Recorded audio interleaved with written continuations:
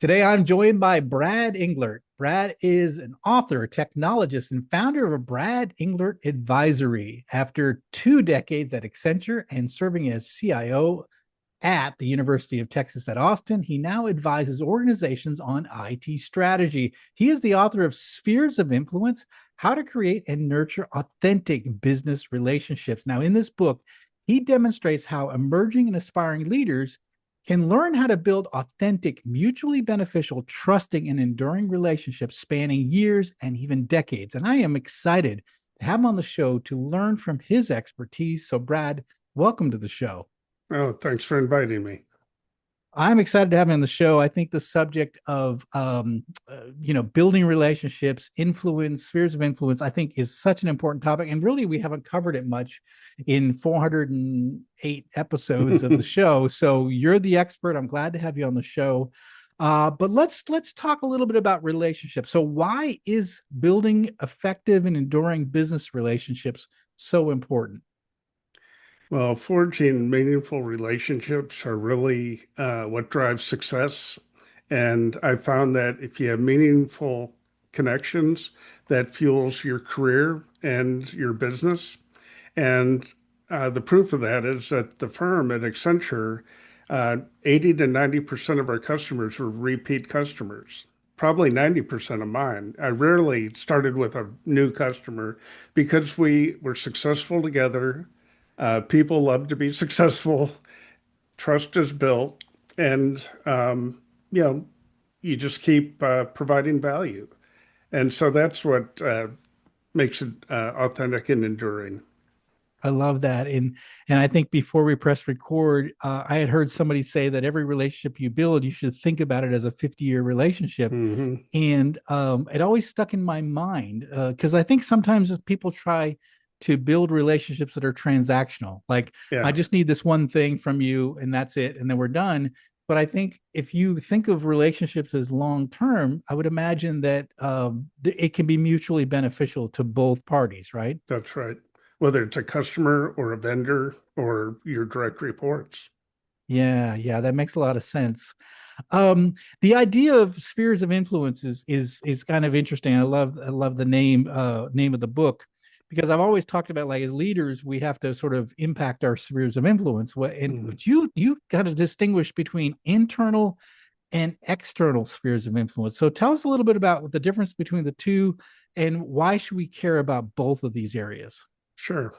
Well, the internal sphere are those relationships closest to you, and they're pretty obvious. So your boss, your direct reports, all your staff, executive leaders. Often you're interacting with your boss every week, your direct reports every week. And so you need to start there and understand what are they trying to achieve. If you can help them set and manage expectations and genuinely care.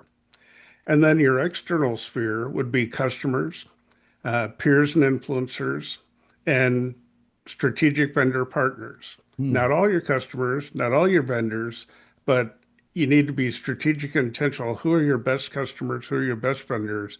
And work with them. That makes a lot of sense. And I think as you build these relationships, as you can cultivate these relationships, I guess it opens up all sorts of different opportunities for you, like now and in the future. I mean, obviously your internal sphere of influence, the people that you work for, or people that work for you, obviously you want to build those relationships because you're trying to do something together as a team. Yep, But the external sphere, that's where you can really, make connections that can really help you, your business, maybe your career moving forward, right? that's correct. Yep. Yeah, yeah, that makes a lot of sense. And I know, a lot of times I'll get people who have either read my book or they're local. They ask me, "Hey, John, can we get together for coffee? Sometimes I want to pick your brain." And I'm a busy guy, but I almost always say yes because I'm interested in meeting people and hearing their story, and can I help them in some way? And maybe down the road, maybe they might help me. But I don't ever Hmm. do it for the intention of getting them to help me. But it's like I feel like making a connection is kind of important because it's someone that I might work with or want to do something with in the Right. future. So Yeah. at the firm, the culture was one of and they worried about training. So there was training all the way through your career. And you were expected, even as a senior partner, to go to our training center and teach other people.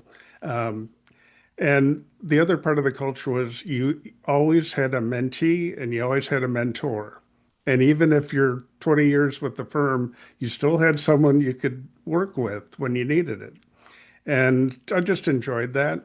And when I got to the university, I inherited 330 people in central IT, $40 million budget, but the culture was one of heroics and fire drills. And that's the opposite of my approach. Mine is proactive customer service. And so the first thing we did, first 90 days, I talked to our customers, I talked to my direct reports. I said, what's working, what's not working. And we articulated the values that campus wanted from us, which was collaboration, truthfulness. We weren't always truthful in the past, um, consistency, communication. And our number one value was family first. Well, why would we do that? I live in Austin, Texas. All the big multinational tech firms are here. I cannot compete on salary, but I certainly can compete on an 8-hour workday.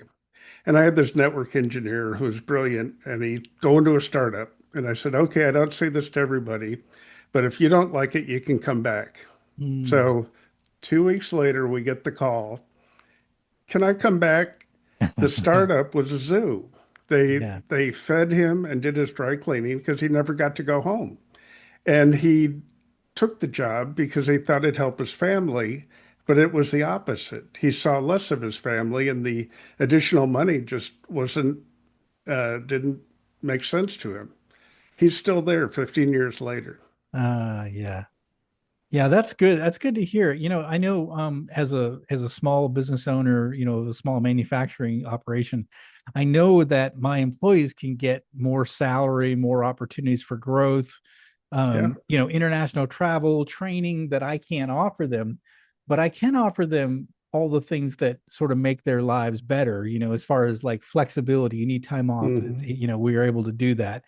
If you need to come in late because you had to drop your kids off to school, we can do that. Absolutely. All these little extras we do where we treat people with respect and we treat them like humans. If they go work for these bigger companies or other companies, they may not get those opportunities. So I think Right. being able to help them on a personal level makes my company more attractive to them, and so they stay Hmm. with me over the long term, which is always I've always thought it was very bizarre because they could easily get more money other places, and yet they stay here because of those intangibles. Well, it's not all about the money. It's who you work for and the Yeah, culture and the environment, and you have to model those behaviors. I would not check email 24 hours a day. yeah, In yeah, IT, you can. You can work 24 hours a day. I would absolutely. I would go to the school play. If I had a school play, I'd go to the doctor. I'd stay home when I was sick. And Yeah. I wrote a blog once a week and I would talk about these are our expectations. You Mm. need to take care of your family. We have 330 people here to back you up. Go to training. And so I would go on vacation. I would go on to training and I Yeah. wouldn't check email. I wouldn't respond to email, after 5 o'clock. And that just creates a more safe ecosystem. Yeah, exactly. If you practice what you preach, then I think people see that, oh, he's genuine about this. Right. Right. He's practicing what he preaches. He's not doing his it's one thing to say we're not going to do emails after hours, and then they come into work and you've been sending emails all night long. Yeah, Yeah. exactly. And by the way, I've had bosses do that, and We all that is have. not a fun. You get your cup of coffee, you open up your computer, and you're like, oh, come on. Yeah. And you spend the first 4 hours of the day responding to all these emails. So not a fun place to be. Yeah. So one of the things, when I was starting up my business, I did a lot of networking in the local area, and I went to a bunch of networking events, and I hated them. Hmm. And you say that the business community needs to transcend like traditional networking. What do you Yep. mean by that? And are you like against these typical forced networking events, or give me your take on that? Well, I found that 99% of the people hate networking events and the other 1% are lying. Um, Yes. I in 40 years, I've never found one customer at one of those events. I actually had someone call me and ask for a donation to their not-for-profit a week after. It's like, I don't know you. Yeah. Yeah. Why would I do that? So, um, I don't think they add value. Hmm. Now, there are professional groups you can join, associations and such. Those are valuable, but Yeah. you're going to a meeting once a month. You're actually building something over a number of years, and you're not just a one-off cocktail hour. Yeah, you're right. I know like I belong to like I go to a lot of our in my industry, I go to a lot of industry events and I know a lot of people in my industry. And to Sure. me, those are sort of natural networking. Like we have Hmm. something in common. Uh Hmm. I've known these people for decades now in some Yep. cases. And it's good to see them. Like I remember after COVID, we started getting back together again. And we were Hmm. all it was like old friends, we're like giving each other hugs, like, oh, how's it been? I haven't seen you in 3 years, because we built genuine relationships because we were in the same industry Right. dealing with some of the same challenges. But these networking events where it's community, you go there and everybody is in a different business. I just Right. never felt, I always Yeah. felt it was forced and it wasn't genuine. I agree. You need to be strategic and intentional. What Yeah, groups do yeah, you want to go to that'll actually you can help them, they can help you. yeah, I love that. So you talked about authentic business relationships. So what would you call an authentic business relationship, and how do we develop those with others? Mutually beneficial, uh, trusting, and enduring. Hmm. Hmm. And the good news is you don't have to be born with this ability. It's a learned skill, just like I learned to program. You can do it. And all you have to do is find out, well, your boss is obvious. You're going to meet with your boss. You're going to meet with your direct reports. I would always meet with my direct reports in their office. That allowed me to walk across campus, bump into customers and peers and whatever. Their people saw me come to their boss every week like clockwork, and not I wasn't having them come to the ivory tower and supplicate. And I got to meet people walking through the work area, and that was fun. And so I think it's once you decide who you're going to be meeting with, let's take customers. You don't have to meet with all your customers, but who are your best customers? And set a cadence of meetings. If you're working for them in an engagement, that's probably once a month. You're Yeah. there talking about how's it going? What can we be doing better? And do I need to do anything differently? But there are three principles that apply to all the business relationships. One is understand their goals and aspirations. So, what is your customer trying to achieve? What is your boss trying to achieve? I loved it when I was the boss and my staff would say, what can I do to help you be more successful? Hmm. That was a welcome conversation. And it's second, set and manage expectations. I was pretty bad at that early in my career. I said yes too often. I got better at it later in my career. Um, I learned to say whoa. I'm in Texas, so I say whoa instead of no. No can set people off. And then third, genuinely care about their success. When I Yeah. got to the university, I met with this professor, a crusty old electrical engineer. Hopefully, you're not an electrical engineer, but Mechanical engineer, but thank you. okay. And I worked with him on a statewide network project 10 years prior. We had successful working together. And I said, give me some advice. He goes, get out of the office and tell people you give a damn. And that was the best advice because Yeah. my predecessor would be in the ivory tower and never go out and meet with peers and customers. And so, who are my peers? The VP for public safety. It wasn't a matter of if something would go wrong, but when it would go wrong, and how do you deal with it when it happens. And our teams had to work together all the time to protect the public. And we had emergency operations centers. We would make sure they were working. We would tabletop exercises together, power outage, bomb scare, shooting, murder, 100,000 people in the football stadium every other Saturday. Yeah, we had 100 people working a game. And so we needed to have those lines of communication. And he actually got his PhD at The Ohio State University, which was one of my best clients. So we just hit it off immediately. I It's love like, it. there's just a connection, a love for that university, and we just worked really well together. But I couldn't wait till there was a problem to start reaching out. And sure enough, the power did go out one time. Well, we have copper lines in the emergency operations center because if the power is out, there's no network. Um, when we had the bomb scare, I was out on the mall with just my phone. I couldn't go in the building because it's a bomb scare. So our standard operating procedure was hop on a conference bridge, his team, my team, and then his team was connected to the executive team. And we basically worked the bomb scare from the mall. I was Mm. out on the mall. Um, so if I never got out of my office and met with him, we wouldn't have been effective.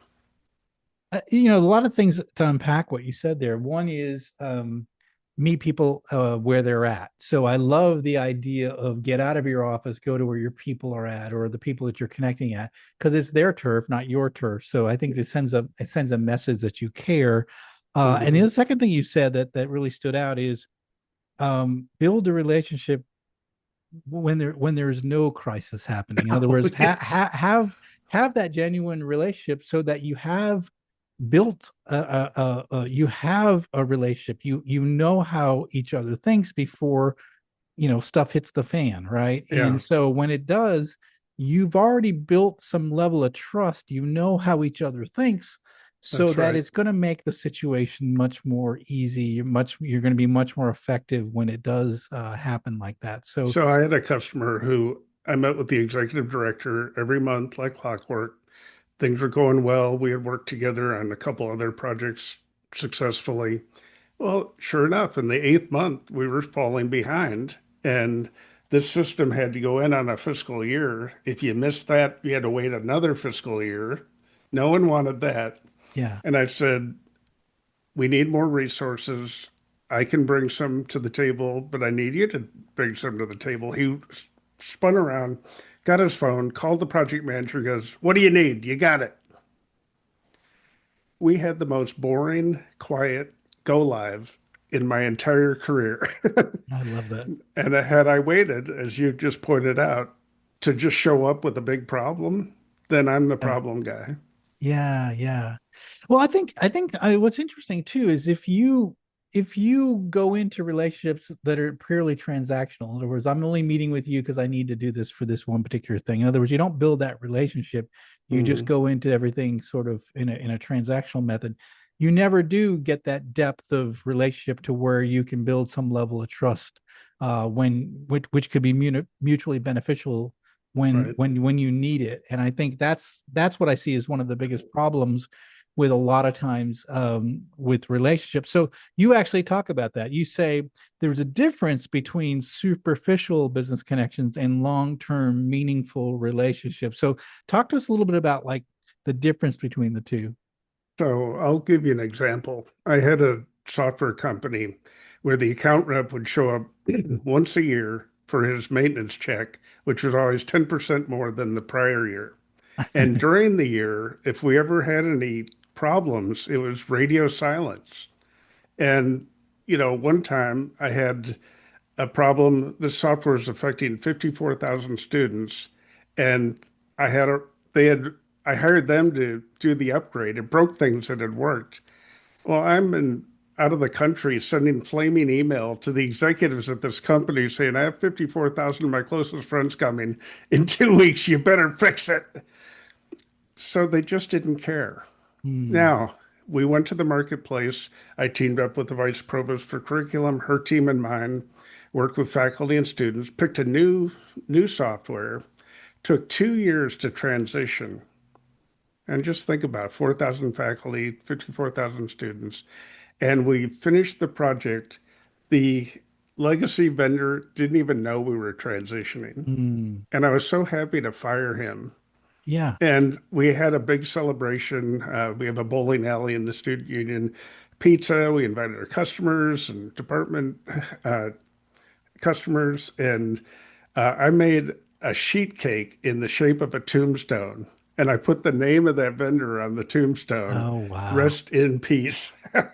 Now, the new Wow. company, the senior VP for sales, would call me once a month for 2 years to make sure we were okay. Isn't that interesting? Yeah, that is interesting. And I still talk to that guy. He's on two new companies since then, but we just built that respect for each other. I love that. I love that. It's interesting. I have a good friend of mine who he was a lacrosse coach, college lacrosse coach, and he said that as a college coach, you have to recruit daily or perish. So he called this RDOP, and I adopted that idea into my business, which is SDOP, which is sell daily or perish. But I keep on my calendar. My goal is to reach out to 10 customers every day, and I can't go home until I have checked 10 times on my Wow. calendar. And Mm, so it's something that I learned. His name is John Brubaker. Something I learned from John, that it's sort of like a ritual. Like and if I can't, if I don't know who to call, I'll say, all right, who's my biggest customer, who's someone I haven't talked to in a while, and right. I'll reach out to them. And so to me, it's sort of like touch points. Is I'm not calling because I want an order from you. I'm just That's right. calling to just check in. And So let I think that's your listeners need to hear this. yeah, It's super easy. You just put it on your calendar. You don't yeah, have yeah, to, you don't need AI for this. You just put it on your calendar. Once a month, I'm meeting with my biggest customer. yeah, And yeah, then prior to that, send them an agenda, ask what they want to talk about, and just do it. And I asked all my direct reports to do the same thing. Go out and meet with your peers and your customers. And this one woman who worked for me goes, I'll never forget when you asked me to go meet with this manager who hated us. I thought you were insane. yeah, And I said, well, I'd rather have them in the tent with us than outside the tent throwing rocks at us. yeah, And yeah. so she met with this manager, and frankly, there was some past transgressions by the prior regime. So there was a reason for that lack of trust. And about the seventh or eighth month, that manager became an advocate for us. Nice. Yeah. And her boss also became an advocate because I went and apologized on for prior transgressions and said that's not how we're working going forward. Yeah, it's interesting that you say that, because one of the things that like oftentimes that we think that customers who like us will keep buying from us, and that's generally the case. But the study after study shows that if you've made a mistake and you Hmm. fix it, you go out of your way to fix it and build a relationship, build that relationship back up again, they're actually more likely to buy from you than if you've Hmm. never had a problem at all. So I think Yeah. the idea that even if you have a customer where you've screwed up, right? Hmm. If you go about fixing that and helping them through that, and I think they're going to be and work to genuinely build that relationship back up again. They're going to be there. You're going to have someone there that's a lot more loyal than you would think. That's right. And people appreciate honesty. They know mistakes happen. Right. You just got to be there's an art of to apologize. You need to express regret for what happened. Need to tell them what you're doing to keep it from ever happening again. And, sometimes restitution is needed. And Yeah. then you Yeah. just ask for forgiveness. But it's interesting. I'll just tell a little quick little story. I when I was with another company, we were supplying to this one utility. We make the current company I'm in. We make product for utilities, but the company I came from prior, we supply product to electric utilities, and we had a major screw up, and I was the guy that had to restore that relationship, and this was 20 years ago. Sure. And so I worked hard to restore that relationship, fix all the problems, build the relationship Yep. back up again. Well, now fast forward, I've left that company. I started my own company. Well, would you know, I still get regular orders from that utility. In fact, I got one today, I and believe it. I can point back to 20 years ago where I Yep. was trying to fix a really bad problem, and I was And the point person, you know. that's what we're talking about enduring. Yeah, yeah. So 20 years ago, I was trying to fix this terrible situation, and now here 20 years later, I'm getting purchase orders from them on a Yeah, regular basis. So that's yeah, great. so these things are important, and I just want to emphasize how you know what you're saying works. It is Hmm. very important. So you talk about the idea of trust and reciprocity in business relationship. Can you tell us maybe a story of how these principles have sort of played out in your career? Well, I will go back to the vice chancellor for curriculum. She wanted to change the way we were teaching, and she wanted a tool that she could have lectures recorded so classrooms could have discussions. Well, if I hadn't gone to meet with her, I wouldn't have known that. And Hmm. so that was really the genesis of her and my team working together because her team helped all the instructors in the classroom with technology. Well, mine provided the technology. Yeah. And back to that 2 year implementation, uh, there were thousands of things that could have gone wrong, literally tens of thousands of things. And at the end of 2 years, an email was sent to the president copying her and me. And I literally covered my eyes. It's like, I'm getting fired. This is going to be campus up in arms. And it was the most thoughtful, appreciative note to the president of how well both our teams worked with every single department on campus over 2 years with humility, with sincerity, with laughter. They would ask for me to ask the vendor to change things, and they did, because we're so big. And of course, the vendor knew if they could make us happy, all the other big Research One universities would follow, which is exactly what happened. Hmm. This was 10 years ago. Yeah. But, you know, so I've stayed in touch with her. She's now the provost at another research university. So she's been moving up the chain. But, if she has a question about technology or anything, she just picks up the phone and calls.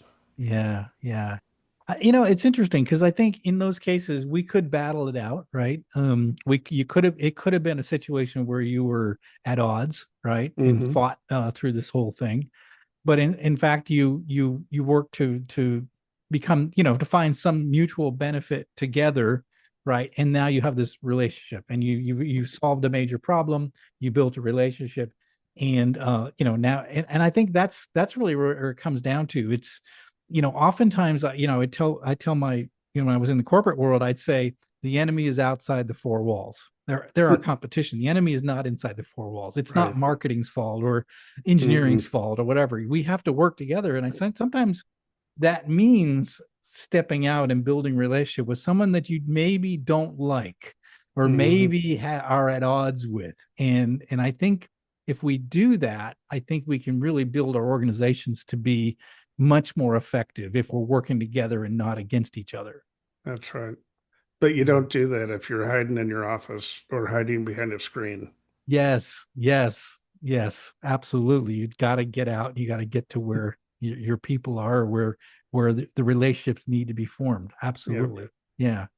Well, Brad, this has been fantastic. What final message would you like to leave with our listeners? Get out of the office and let people know you care. I love that. Yes, one of the most important things you can do is, you know, longtime listeners of the show, you know, our first episode was called Gembo. We talked about going to the real place. The real place is where those people are that you need to build relationship for, and they're not in your office. So get out, get to where the people are, build those relationships And because you could use the telephone. you can pick up the phone. Absolutely. So that's really important. I love that. I love that message. Very important. Um, Brad, how can our listeners find out more about you, your company, and this new book? Well, I'm on LinkedIn, but also I'm going to send you a link to my website. Your listeners can get a free sample of the book, a tab on how to buy the book, and a tab on how to schedule time on my calendar. So I'll send that to you right after this. Perfect. We're going to put a link in the show notes for that resource. And again, listeners, we like free things on deep leadership. And so this is a free resource for you to get a sample of the book, to be able to understand a little bit more about the importance of your spheres of influence and building those relationships. Such an important part of what you do in your career. If you want to have a great and a long and lasting career, an effective career, you got to build those relationships. That's absolutely critical. This is such an important topic. Brad, thanks for coming on the show. I really appreciate you sharing this information, and thanks for writing this book. It's such an important book. And again, listeners, go out and get this book, Spheres of Influence, Sphere of Influence. You need to get this and understand the importance of networking and building those relationships in your career and the success of you as a leader. So go ahead and get this book. Brad, thanks for coming on the show. Thanks for sharing your expertise on the subject. Thank you. Thanks again. Well, that is it for today. Thank you for listening to Deep Leadership. If you like this podcast, please subscribe and share so we can continue to build a world with better bosses. Until next time, this is John Rennie saying take care and lead well.